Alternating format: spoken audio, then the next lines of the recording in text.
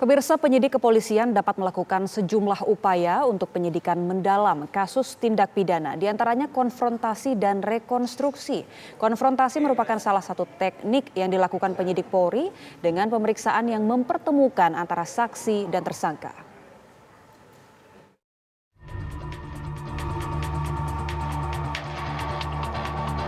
Rekonstruksi merupakan proses dalam rangka menguji kebenaran akan kesaksian tersangka dan barang bukti.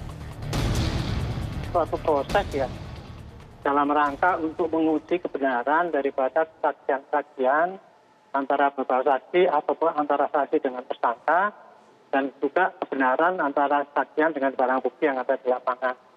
Sehingga dilakukanlah apa yang dinamakan konfrontasi. Nah, konfrontasi ini dilakukan dalam rangka untuk mendukung keterangan saksi, bobot keterangan saksi itu ya, supaya nanti di depan hakim itu bisa betul-betul berbobot kesaksian itu. Karena di dalam KUHP ya, mengenai pembuktian dengan saksi itu, hakim diperintahkan oleh KUHP ya, di dalam pasal 108. Ini kan tidak tunggal, banyak pelakunya itu yang ada 4 kemarin tambah 5 dengan itu ya. Sehingga perlu ada cara untuk menguji kebenaran dan keterkaitannya antara saksi satu dengan yang lain, yaitu dengan konfrontasi itu.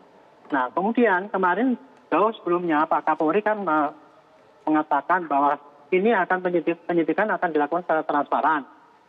Itu untuk menebus bahwa kemarin itu polisi seakan-akan banyak menutupi, makanya ini akan transparan. Betul. Kemudian waktu konfrontasi itu pun dijanjikan untuk transparan. Saya kira juga sudah transparan ya, dengan memberikan kepada Komnas HAM, Kompolnas, kemudian dari jaksa malahan yang langsung terlibat situ. Itu sudah jelas bahwa ini konfrontasi ini akan dilakukan dengan sebenar-benarnya. Nah, adapun kalau untuk pengacara daripada korban, kan korbannya nggak sudah meninggal kan, jadi tidak ada pengacaranya kan. Pengacara dari keluarganya. Nah, itu di dalam petunjuk mengenai penyelenggaraan konfrontasi itu, di dalam Perkap gitu ya, Perkap nomor 6 2019 itu, hanya bunyinya cuma gini, kalau ingin menguji kebenaran antara dua saksi itu bisa dilakukan dengan konfrontasi. Tapi kalau untuk menguji beberapa orang dengan saksi dengan tersangka, saksi dengan alat bukti, maka dilakukanlah konfrontasi. Nah, di dalam konfrontasi itu tidak ada keharusan siapa yang diundang dan siapa yang nggak boleh diundang. Ini jadi sekarang tergantung dari kepentingan si penyidik itu. Meski demikian, menurut ahli hukum pidana, rekonstruksi juga mengakibatkan ketidakpuasan dari pihak korban.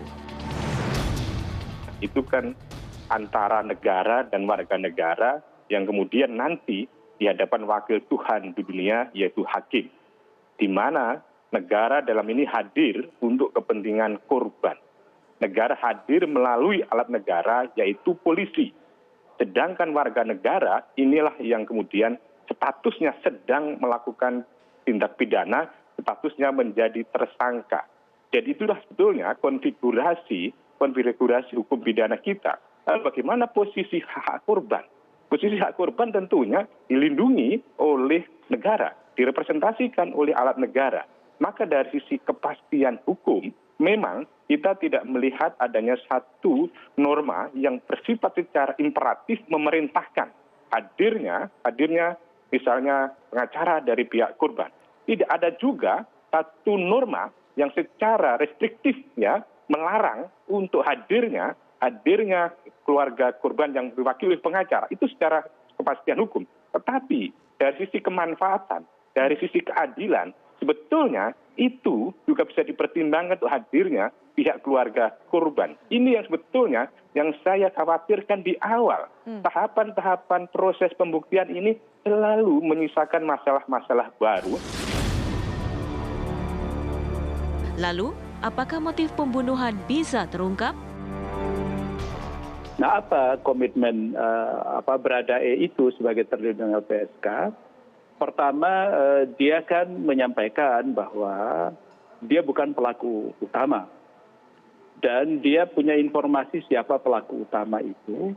Dan kemudian dia berjanji untuk bekerja sama dengan aparat penegak hukum untuk menyampaikan siapa sesungguhnya pelaku utama itu.